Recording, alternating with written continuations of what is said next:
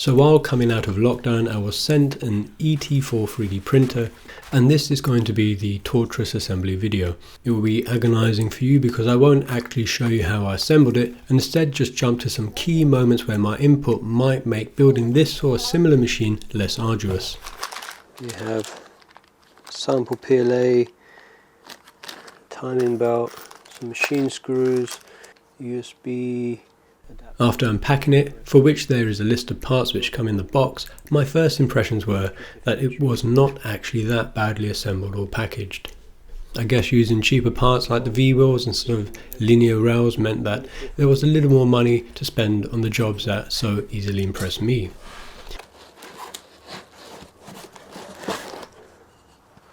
The top section being machine screwed directly to the Z-axis aluminium profile from the top. Feels pretty rigid, but it's only got one lead screw on this side. I only mention that because generally two drive system with two limit switches on either side of an axis that's meant to be square and parallel to the base in this case means you could always square it during the homing cycle. That's why I have two limit switches on my CNC machine to square the X and Y axes. This can't and therefore could be a source of problems. Then we have hot end, got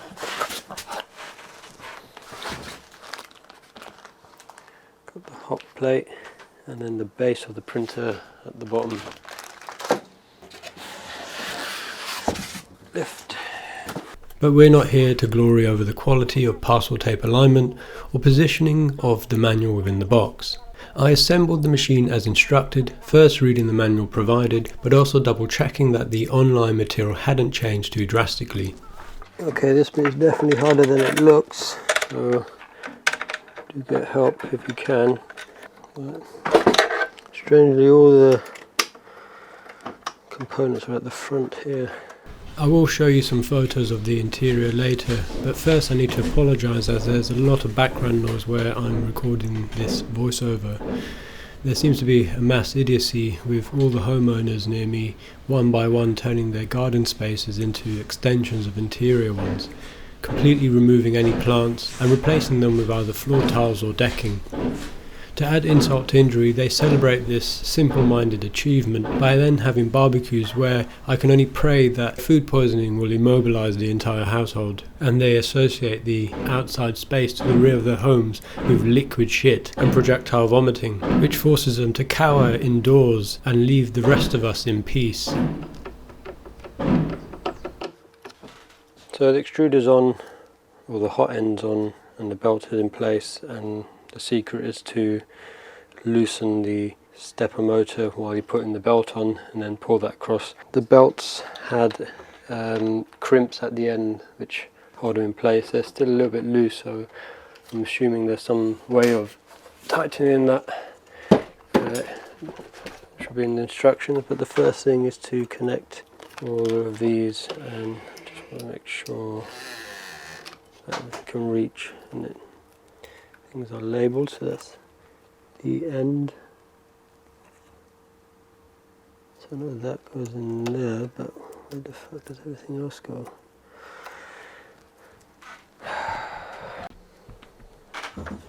Okay, I've plugged everything in.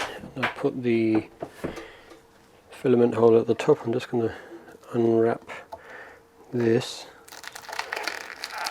This is where I noticed a problem with the V-wheels below the movable heat bed. While moving this is the wheels have been over tightened and they've deformed, so it's pretty rigid, but as I'm pushing across where it's sat in transport after being produced and assembled, there's one dip, so it kind of locks into place, and if I carry on, that's another one. So full rotation of the wheel, and if I carry on, third, so the wheel rotates 3 times. And there are 3 moments where the heat bed may jerk over those points which will affect the print and result in artifacts on the model. Now I'm not willing to do anything about that, so we'll just carry on. While I've got it this way around, I'm going to get rid of the wobble on the extruder and to do that I need to loosen this machine screw here and adjust the eccentric nut which is underneath.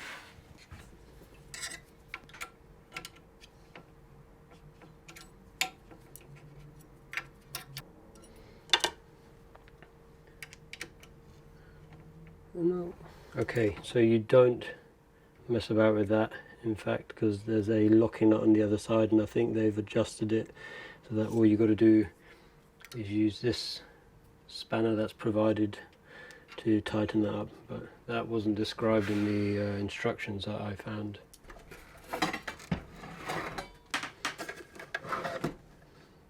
I'm going to take this bottom panel off just to have a look at the electronics to make sure nothing's shaken itself loose on, and out of curiosity just to see what type of controller is being used.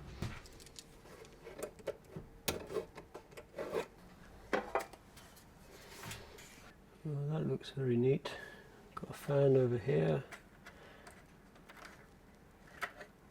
got two ribbon cables to the front panel.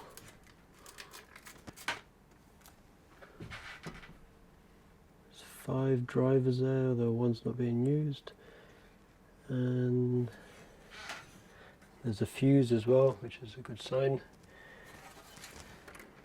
One of these must be the hotbed. Power in.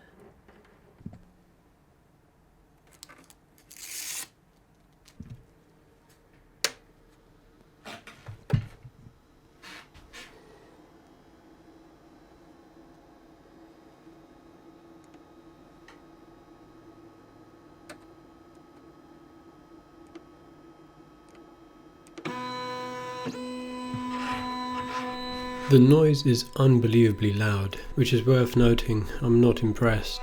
Definitely a noisy printer. That said, homing, bed leveling and loading filament is pretty straightforward when following the instructions. So in the instructions it says to adjust the sensitivity of the proximity sensor using a screwdriver. So I've just moved the probe so it's ever so slightly above the print surface, and then I adjust this screw at the top here until the red light turns on. Back a little bit and then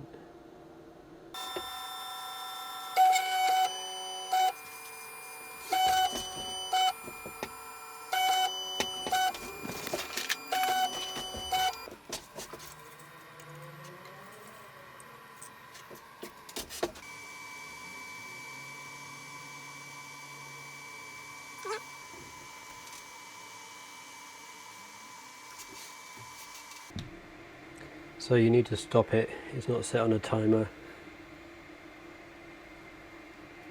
This is the first thing I printed and it looks amazing. One area I departed from the instructions was getting a magnetic sprung metal PEI coated heat bed instead of using the one supplied. I also later installed the latest version of Cura instead of using the older version supplied on the memory card.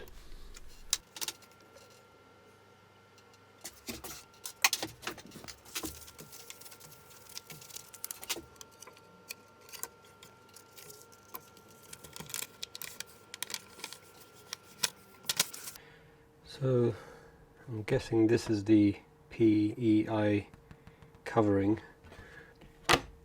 It does stick quite well, so it would be nice to see how this works.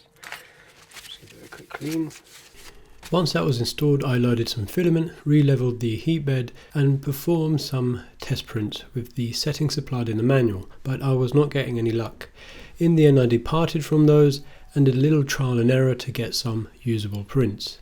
What I'll do now is show you the screenshots of those in case you have a similar printer and want to go directly to some settings that should work with the latest version of Cura.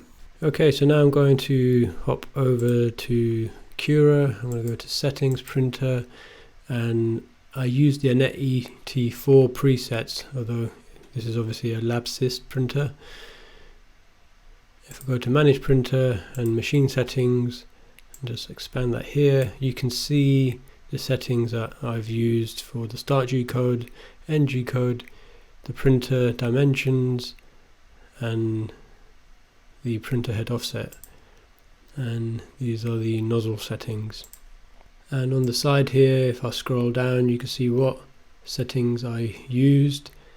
And in particular, the thing that made the biggest difference to the print quality was just simply changing to the infill pattern zigzag, which meant that I was not getting the blobs on the outer walls. Something's a bit suspect with that. I don't feel like it should have been that simple, or this should have made such a big difference. It didn't matter how much I played around with the retraction, I couldn't get good quality prints with any other settings or the settings that were suggested in the manual. So here are some examples of the prints that hadn't worked.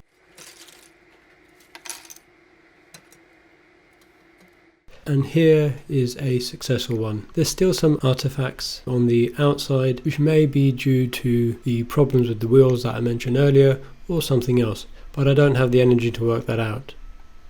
In conclusion, had this printer not been sent to me, I would have not probably bought it. That said, it's definitely not the worst printer I've used. I'll hold on to this for a little while until I can give it away to a friend who will make better use of it, and instead divert my attention to the things that I should really be working on, such as promoting my CNC manual for the Moot 1 CNC machine, which I have recently released on my website, which is available to buy as a digital copy and a physical limited edition printed manual. I also want to work on a new controller, which I'll document the process for, and to produce an accompanying manual for the CNC machine that I've designed. Anyway, I'll leave this video here. There's not really much more for me to say. If you have any questions, let me know and I'll try answer them. And hopefully I'll start cracking on with some new content for either this or the main channel.